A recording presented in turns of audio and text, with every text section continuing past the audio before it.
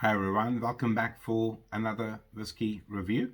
Today looking at this V sample, and I'm going to say this quite a lot in the next weeks and months to follow because I've got hundreds and hundreds of these beautiful sample bottles from any number of Scottish whiskey distilleries, some Japanese, Indian and all that kind of stuff. Because in the 2020 I didn't really get to review a lot of whiskey, so they've been piling up. And I've got quite a few more from good people at BenRiach. This one in particular is the BenRiach Peated Port Cask. Again, another one of the whiskies that I've tried before, but reviewing for the first time.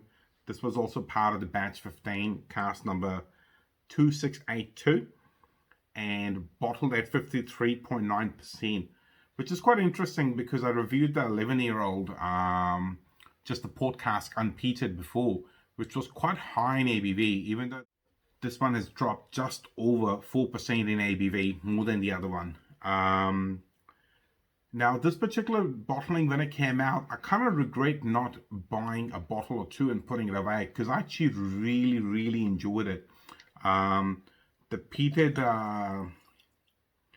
portwood is just gorgeous. There's a particular one from Glenglassaugh Distillery that I'm a big fan of as well.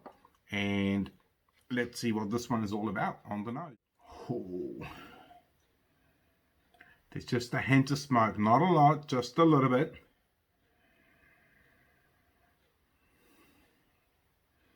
What I've done, and I've poured my remaining unpeated portwood into the BenRiach agave glass because I didn't have another one of those. And it'd be quite interesting to sort of nose them side by side. What are the key differences?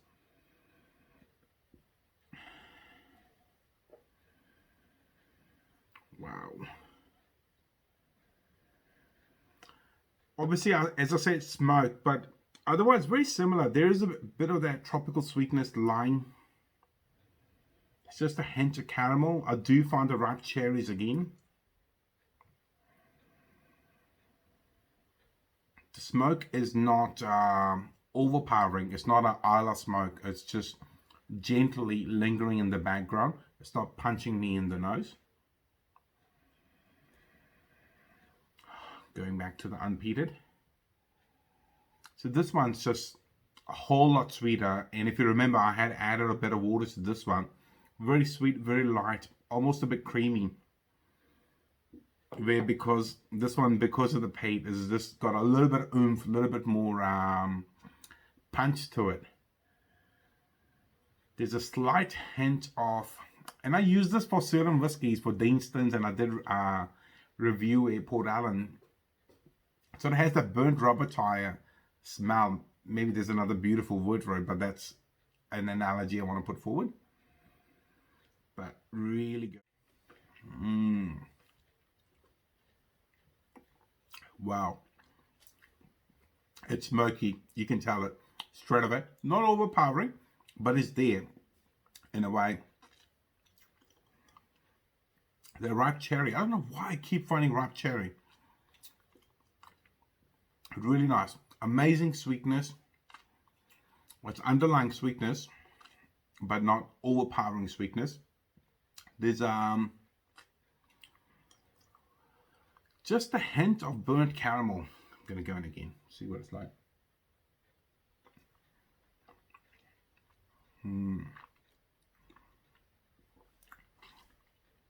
Very nice. And this one, I haven't added any water to it, but I will in a minute. Being at 53.9%, a whole lot more tolerable, even being at cask strength on the palate. And it makes a huge difference from 58 point something, what the last one was, versus this one. It makes it a whole lot more tolerable. But I'll add just a little bit of water. See what that does to the whiskey. More ripe cherries. Where are they coming from? How are you stuffing ripe cherry characters into the whiskies? Oh, so good. Wow, really gorgeous nose on this one. And I had tried it previously, probably more than once, just never got my act together to buy a bottle. And unfortunately they're gone, and there was a lot of inquiry on these because not a lot of them came to New Zealand. So good. Wow. Let's see what's like on the palate.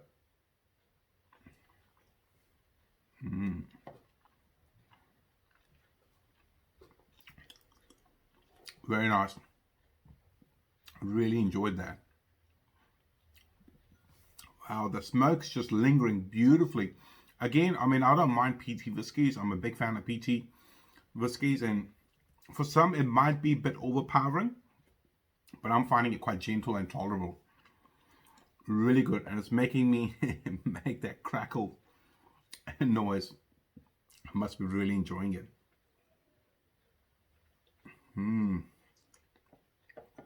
Gorgeous. 10 out of 10. More. I'll give it more if I could. We'll make it 11 out of 10. Wow. If you see a bottle of this in the wild, and obviously when the video goes up, you'll see all the details, the cask number, all that. If you see it out in the wild, collecting dust in some liquor store, grab a bottle and then send it to me, because I would really appreciate that. Otherwise, if you're liking the content, please like, share, and subscribe. Otherwise, I'll see you in the very near future with another whiskey review. See you. Bye.